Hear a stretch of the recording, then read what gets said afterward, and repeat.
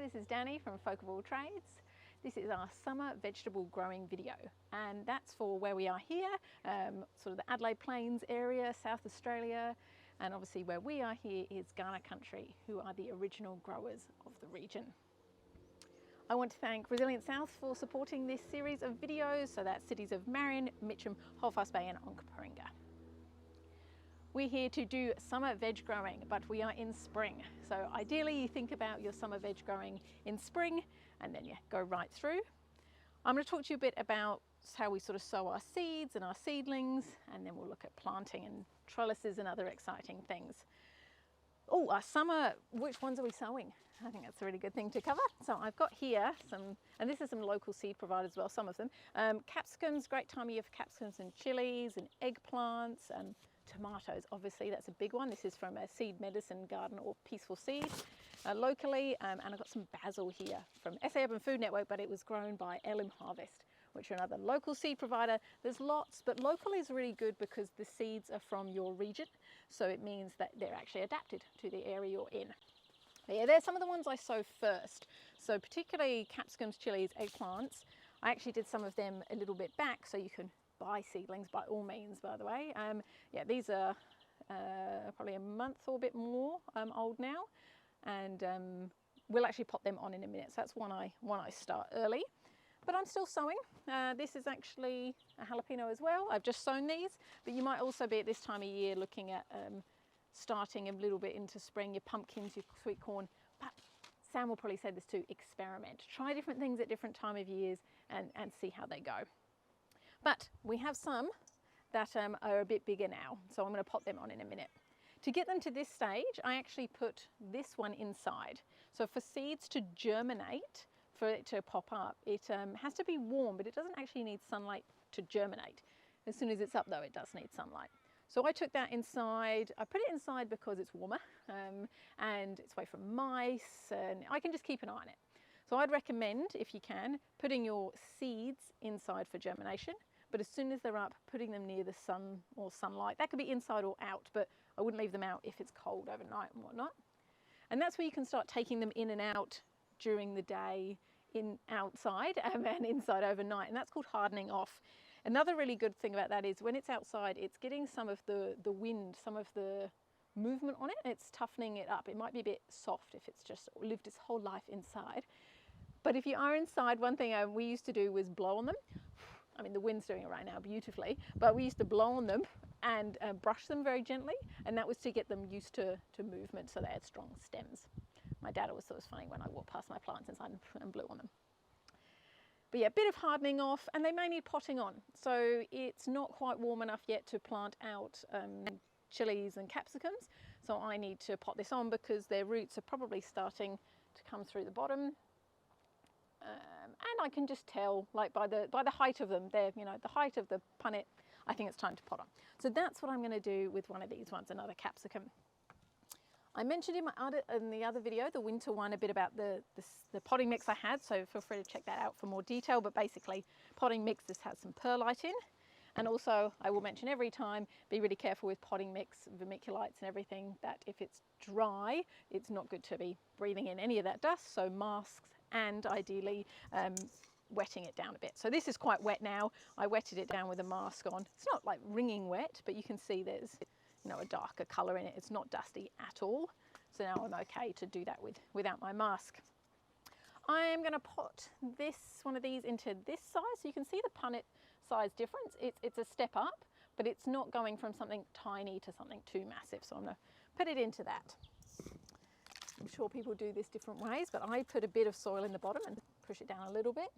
And then obviously the classic one is lots of nice squeezies. These are quite a tough punnet actually, so lots of nice squeezies. And then ideally, I like to turn them upside down. And if I am going to pull, I won't pull from its stem because I don't want to damage it.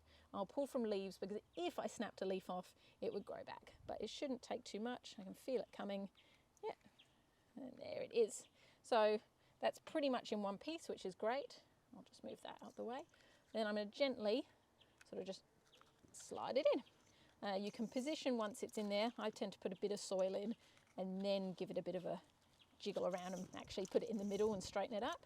A bit more soil, get a little shake, little push down, a little bit more soil, little push down. You do want it, you know, firm down a bit. There's plenty of aeration and things in there. And where's my, oh here, labels, as always, labels, so you forget. And then I will give that a lovely drink, probably with a sea salt, seaweed type solution. Seaweed solutions like that are great for plant shock and root. Like, it's been a bit disturbed, so it settles it. It's not a fertilizer though, so I may need to add fertilizer as they're growing. And that should grow on another, hopefully it'll get about this big before I then plant it out in another month or so. So we'll get them to that stage, or depending on the plant, we might start planting them out early. I'm going to pass over to Sam because I'm going to clean my hands a bit. Sam's going to show a bit of planting now. Let's go over to the garden. Hey, so we're planting out now, and it probably is a little bit too early. We're right down here on the plains, as Danny said, and we're pretty coastal, so we get no frost. You know, we really like to experiment and try early plantings every year because they might just work. And if we don't succeed, then we can always get another seedling in because we have spares.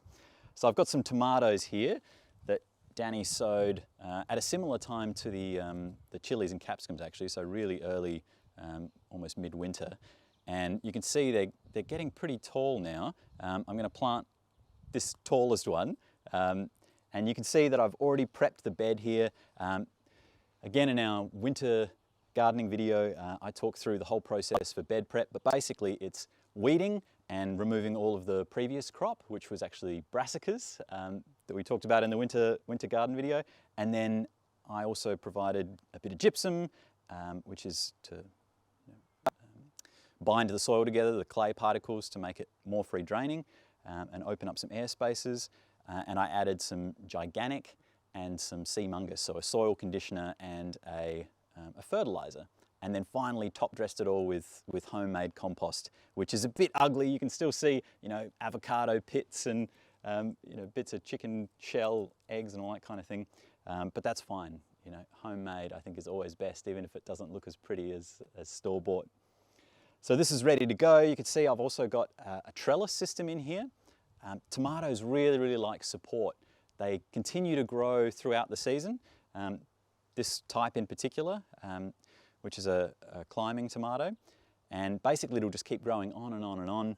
And so we like to give it support so it doesn't fall onto the ground and then you get, you know, fruit on the ground, and it makes it easier for mice and things to chew it if it's down there.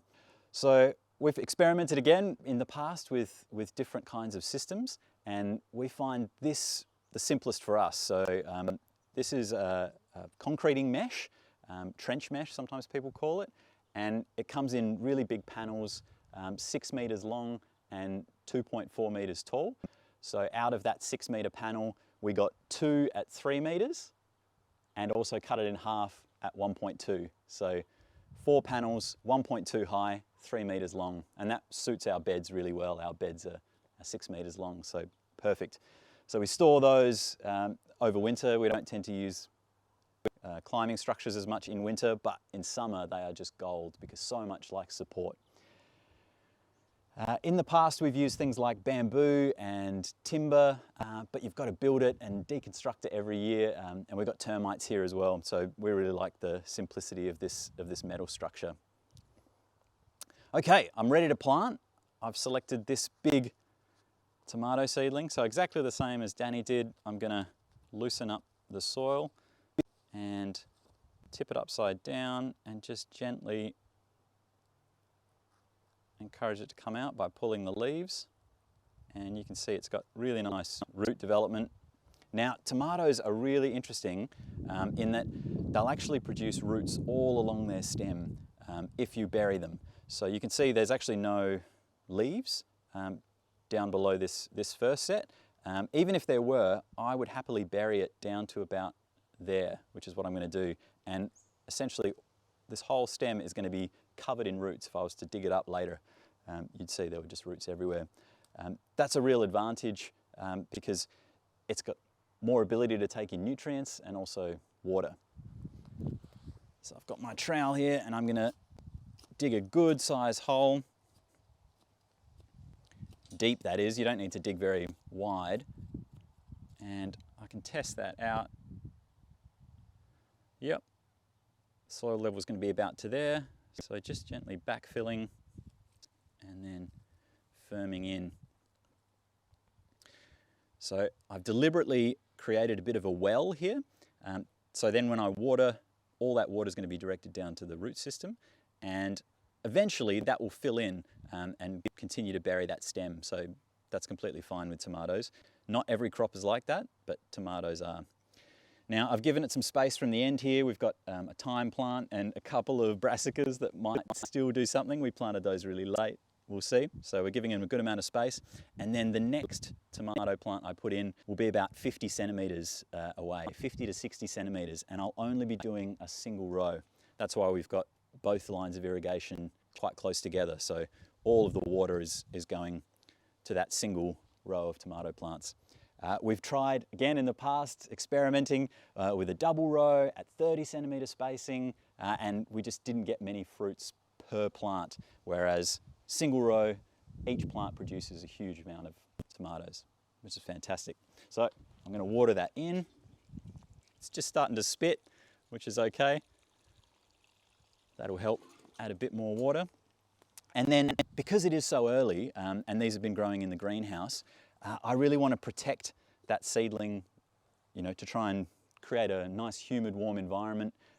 Tomatoes come from South America originally, which is typically warm and humid. So I can create what's called a cloche or a mini greenhouse. In the past, you know, we've used these a lot. They're old jars with quite a wide mouth. That makes it convenient for putting over the top. We have a few of these, which we found out about, I think, through Milkwood. Basically, we've scored the bottom, and by putting it in cold, then hot water, it's actually cracked the glass and made it possible for us to put that over the plant. So that's what I'm going to do. Put that down there, and I can continue to water it as it gets established, but it will just cut down the wind and create this little warm environment. We'll see how they go. The other planting I wanted to show you is a zucchini, which is in a different row. So I'm going to come around here. And there are still some peas in this row, finishing off. Didn't have a great pea year. That's okay. That's the great thing about growing lots of different things, is sometimes you have successes and failures, but you spread your risk by growing lots of different things. This zucchini has been potted on once. It was in one of those very small trays, and then probably 3 weeks ago now, got potted onto here. So it's got its seedling leaves, but it's also starting to form true leaves. Starting to look like a real little plant. And in the last couple of years, we've been growing them on trellis as well. Anyone that's grown zucchini will know that they can get really, really enormous and take up a phenomenal amount of space. You know, you really need to be spacing them a metre from other plants. But, you know, by keeping it on a trellis, we can shrink that size down a little bit. And it also makes it really easy to harvest. It's always fruiting on the new growth. And you can remove the lower leaves as well, which tend to get mildew, that powdery mildew that forms. So it keeps the plant a lot healthier. I'm just going to brush away. This is freshly composted. That's why it looks so dark and rich.